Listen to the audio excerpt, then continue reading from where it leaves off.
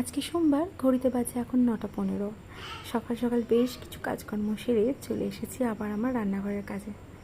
তো সকাল সকাল আমার মর্নিং রিচুয়াল শেষ, এখন এসেছি রান্নাঘরের দিন শুরু করতে।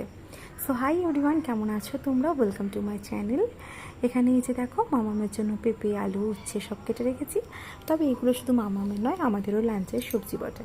করবো একটু মাছ, তাই ফ্রিজ থেকে মাছটা বের করে এবার রাখতে হবে, কারণ মাছটা তো বরফ জমে গেছে, একটু ডিফ্রস্ট করব। এই মাছটা হাত দিয়েই মনে হচ্ছে কত ঠান্ডা। গিয়েছিলাম একটু ঠান্ডার জায়গায়, তবে এসে পড়েছে কিন্তু বেশ উত্তপ্ত গরমে। এই গরম আর নেওয়া যাচ্ছে না।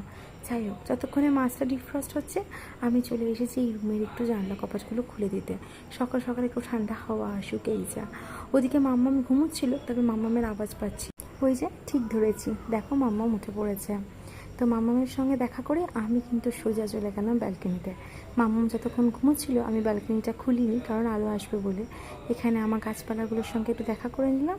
দেখো কি পরিমাণ না রোদ উঠেছে সকাল 9টাতে।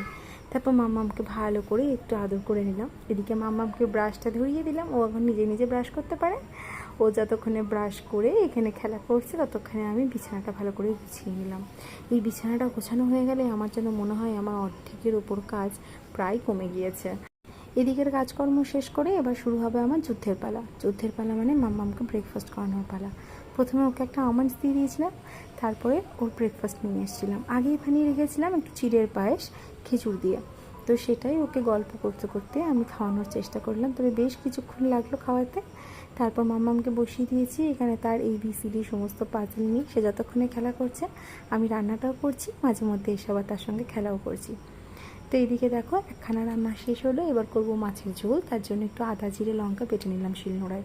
তো আমার রান্নাবান্না মোটামুটি শেষ। এদিকে দই বসিয়েছি, এখানে মামামের ডাল, উচ্ছে আলু সেদ্ধ, এখানে করেছি মাছে আলু দিয়ে ঝোল, আর এখানে করেছি একটু ঝিঙে আলু দিয়ে ঝাল। আর ভাত তো রয়েছে।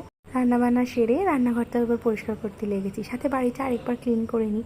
সকাল সকাল পরিষ্কার করলেও বেলার থেকে আরেকবার পরিষ্কার করতে হয়। এদিকে মাম্মামকেও স্নান ধান করিয়ে পরিষ্কার করে দিয়েছি, আর আমিও স্নান ধান করে বাড়ির হর্তাকর্তাদেরকে একটু পুজো দিয়ে দিয়েছি। আজকের মতো এর পর্যন্ত, দেখা হচ্ছে একটি অন্য ভিডিওতে। টাটা।